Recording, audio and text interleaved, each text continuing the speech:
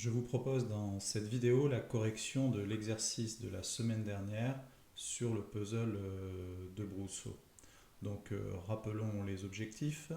Nous avions 6 pièces A, B, C, D, E que je viens de reproduire ici et l'objectif était d'assembler ces pièces de telle manière à pouvoir obtenir un carré. Alors je vous ai dessiné le carré ici, c'est un carré de 10 cm de côté. Donc la première question consistait, un petit casse-tête, à se creuser la tête pour essayer de placer chacune de ces pièces. Alors par exemple cette pièce-là, il fallait la retourner, peut-être même dans ce sens-là, pour la poser à cet endroit-là. Ensuite, si on reprend cette pièce-ci, en la faisant également tourner, on voyait qu'elle pouvait se positionner à cet endroit-là.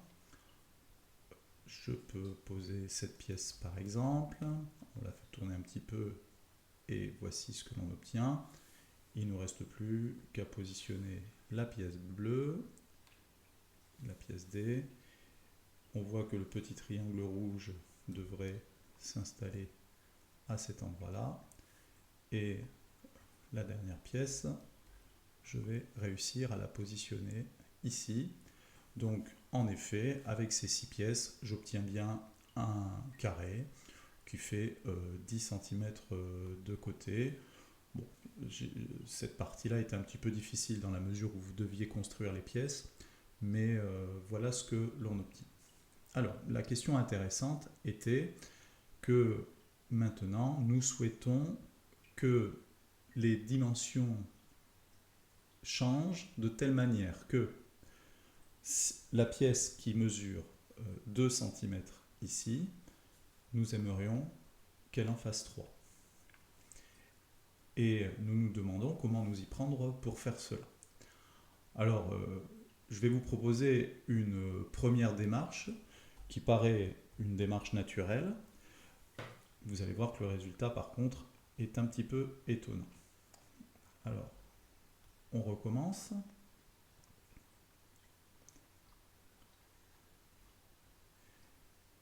Et ce que j'ai fait sur ce nouveau dessin que vous voyez, c'est une idée un petit peu étrange peut-être, c'est que vous vous souvenez que cette pièce-là faisait 2 cm, elle en fait 3 maintenant.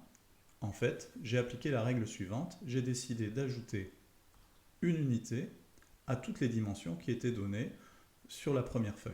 Du coup, le triangle rouge mesurait 3 cm, j'ai ajouté 1 cm pour en faire 4. Et j'ai fait pareil ici. Alors, c'est une idée qui paraît tout à fait raisonnable, puisque on demande à ce que le côté 3, le côté qui fait 2 cm, en fasse 3. Je me suis dit, pourquoi ne pas ajouter 1 ? Alors, voyons voir ce que donne le puzzle dans ces conditions-là. Alors, je vais reprendre mes pièces, je me souviens à peu près de la construction. Donc, cette pièce-ci, il faut la faire tourner. Hop, je la pose là. La pièce verte, je la fais tourner également. Et je la pose... Ah, il y a un petit problème.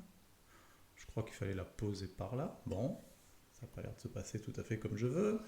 Cette pièce-là, si je me souviens bien, on la pose par ici. Bon, là, ça colle. Ça va bien. Ensuite, il y avait la pièce bleue. Ah, je suis embêté, la pièce bleue, elle déborde. Si je prends la pièce rouge... Alors la pièce rouge, ah, elle n'a pas très envie de rentrer non plus. Et enfin, la pièce rose. Ah. Alors pourtant, je n'ai pas commis d'erreur, en tout cas, ma stratégie était, je rajoute 1 à chaque longueur, pour respecter la consigne, malheureusement pour moi, alors que tout à l'heure, j'ai bien obtenu un carré. Cette fois-ci, les pièces du puzzle n'ont plus du tout envie de s'assembler pour former un carré. Peut-être que ma stratégie qui consistait à ajouter 1, peut-être que cette stratégie n'est pas très efficace. Et en effet, c'est peut-être pas ce que je souhaitais. Alors, nous allons utiliser les capacités de ce logiciel pour nous demander ce que signifie agrandir une figure. Tout à l'heure, nous avions une mesure qui était ici, donc je vais retourner ma règle. Ce côté qui était là mesurait bien 2 cm et nous souhaitons qu'il en mesure 3. Or, pour agrandir cette figure avec un logiciel, c'est quelque chose que vous avez souvent fait, j'imagine, on peut aussi attraper le côté du carré et se dire, bon, je vais me débrouiller pour que ça en fasse 3. Alors, c'est pas très pratique. Là, j'en suis à 2,5. Je vais continuer. Là, j'arrive presque.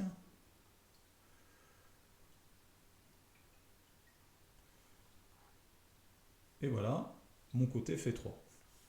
Alors, maintenant que le côté qui en faisait 2 ici, maintenant qu'il fait 3 cm, je peux, en utilisant ma règle, regarder combien mesurent les autres côtés. Par exemple, ici, alors tout à l'heure j'avais ajouté 1, et je me rends compte que non, j'ai quelque chose qui doit faire environ 7,5.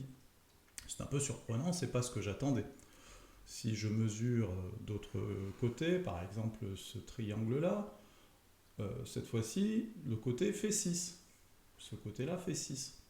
J'obtiens donc de cette manière-là, et je ne vais pas mesurer chaque segment, je vais obtenir en effet les grandeurs que j'attendais.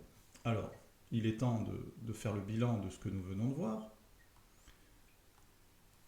Et je vous ai proposé là-haut un tableau qui dresse le bilan de ce que j'ai obtenu. C'est-à-dire, dans cette ligne-là, vous voyez les côtés de départ. Ici, dans la ligne orange, j'ai rajouté une unité. Donc, je me suis contenté de faire ceci.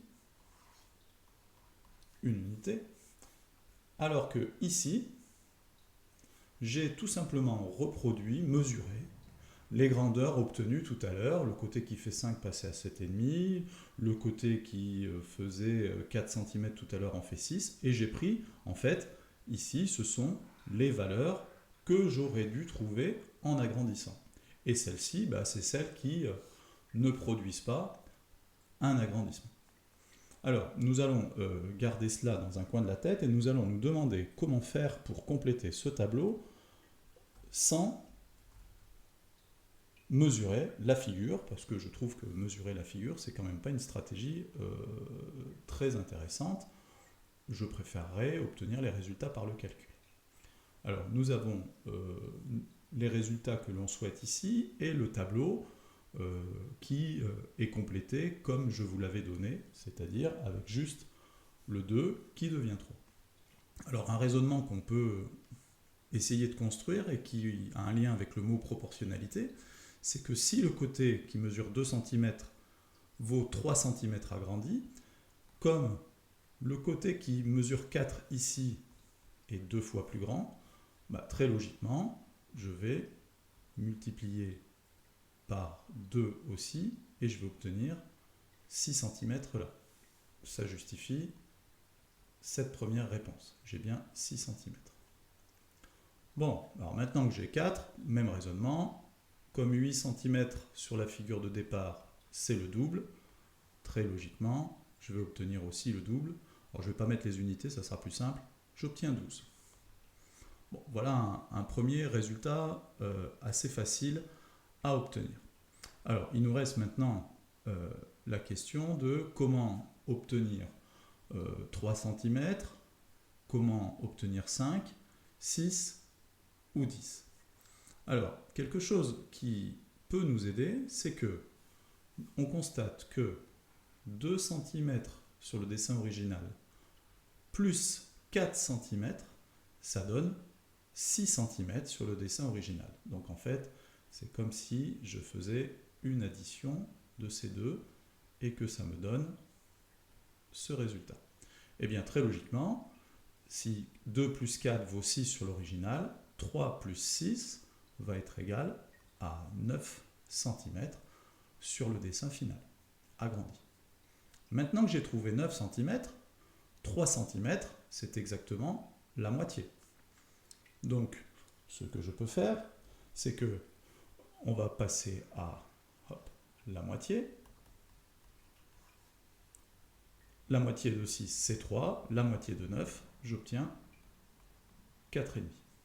Alors, je ne suis pas mécontent de moi parce que j'ai déjà trouvé une stratégie pour compléter presque toutes les colonnes. Il ne me manque plus que la colonne pour 5 cm et 10 cm. Sachant qu'en plus, si je trouve 5, je trouverai 10 puisque c'est le double. Eh bien, nous allons à nouveau utiliser une méthode d'addition puisque 2 cm plus 3 cm, c'est exactement égal à 5. Ça signifie que 3 cm plus 4,5 cm, 7,5, c'est la grandeur agrandie qui correspond à 5. Et comme je viens de le dire, nous allons juste faire un plus 2 pour obtenir les 15 cm de la dernière colonne du tableau. Alors, je viens de faire ce qu'on appelle en mathématiques des combinaisons. J'ai combiné les colonnes pour produire le résultat du bas. Et cela n'est possible que dans un tableau de proportionnalité. Alors, regardons d'un peu plus près ce tableau. Je vais effacer tout ce que j'ai écrit. Regardons d'un peu plus près ce tableau. Donc, j'ai 4,5, 6, 7,5, 9, 12 et 15. On peut remarquer, en plus de cette propriété que je viens d'indiquer qui concerne les combinaisons, que pour passer de 2 cm à 3 cm, ou de 3 cm à 4,5, ou de 4 à 6, pour passer de 2 à 3 cm, ou de 4 à 6 cm, ou peut-être plus clairement encore de 10 cm à 15, avec la dernière colonne, eh bien qu'à chaque fois, il y a une multiplication qui permet de passer de l'un à l'autre. Sur leur dernier exemple, elle est évidente. C'est en multipliant par 1,5 que j'obtiens 15. On peut vérifier que 4 fois 1,5, c'est égal à 6, et que 2 fois 1,5 est bien égal à 3. Nous avons donc une situation où c'est en multipliant par 1,5 que je passe de la première ligne à la deuxième ligne. Eh bien, c'est exactement une situation de proportionnalité. Pour conclure cet exercice, nous aurions pu également faire la division de 3 par 2, c'est-à-dire de cette valeur-là et de celle-ci. Nous aurions constaté que l'on obtient exactement 1,5 et que ce quotient est le même pour toutes les colonnes. Vous pouvez vérifier à la calculatrice que 7,5, si je le divise par 5, ça fait 1,5, que 12, si je le divise par 8, ça fait également 1,5.